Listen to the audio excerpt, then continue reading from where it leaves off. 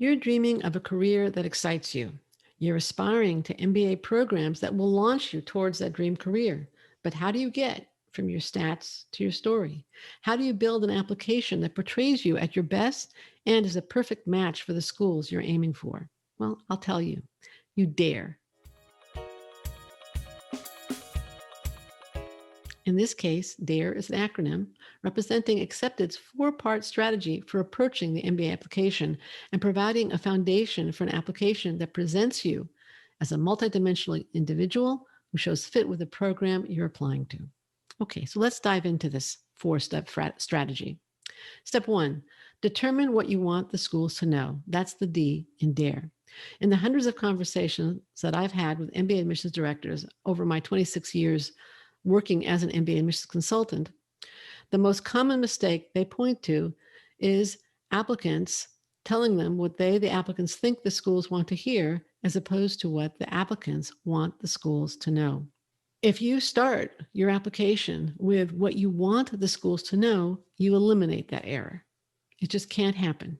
So that's what I want you to start with. What would be some things that you likely are to want the schools to know? Well, it should be, number one, your achievements and accomplishments. Could be challenges overcome, perhaps diversity elements in your profile or multicultural experience and background.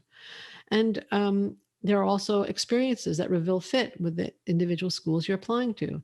A goal that requires a particular kind of MBA, cultural fit, what kind of schools you're looking for, and of course, the stated criteria of the schools.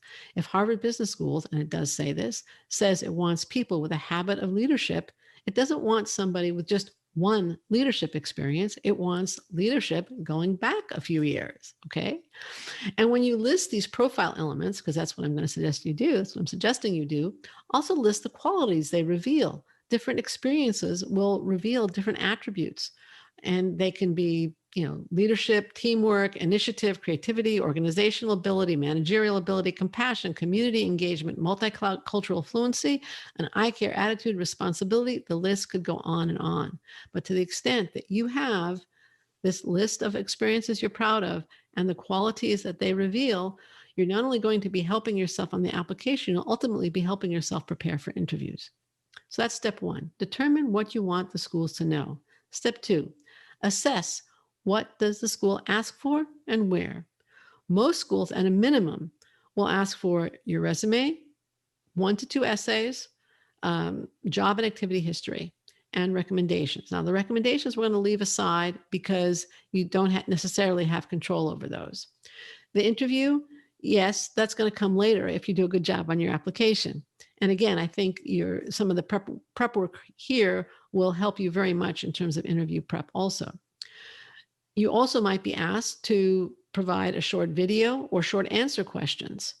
And those are additional opportunities for you to reveal something that's on that first D list.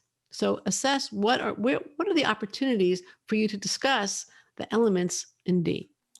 And make a list of these elements for each school, a separate list for each school. The D list, the determined list can be one for you, but the school lists have to be different for each school. Step three, relate. That's the R. Relate what you want the school to know to what it is asking for. That's where everything comes together, right here in this R. How?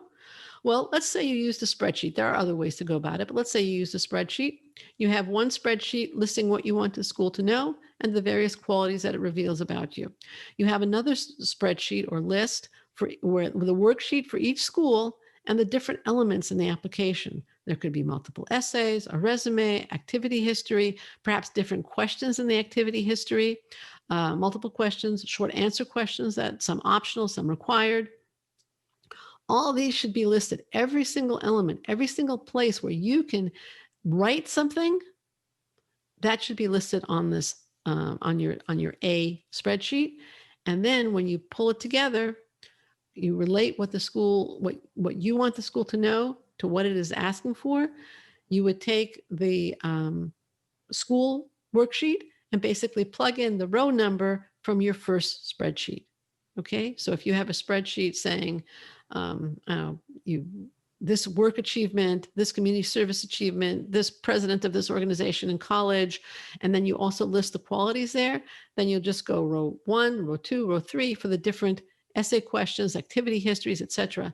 So that ideally you're going to have different experiences in all these different places. Now, obviously, if you're going to talk about a work achievement, your work is going to be listed on your resume. It'll also be listed in the job history. But when you go into the depth of an essay, it's going to reveal something new and interesting and different about you. And you should, as I said before, perform this exercise for each application because they're all different. You may find on some applications that you can't fit everything in, and that's okay. That'll definitely happen at certain points, but then prioritize based on the instructions given and the school's values. So you've got steps 1 through 3. Now step 4, it's to a certain extent, it's a summary. It's established a structure for your MBA applications. So if D is determine what you want the schools to know, and A is assess what the schools are asking for, R is relate what you want the schools to know with what it is requiring, E is establish a structure for your MBA application, portraying you as a multidimensional human being who really belongs on their campus. So now, before you go and D.A.R.E, subscribe below so that you don't miss any future videos on MBA admissions.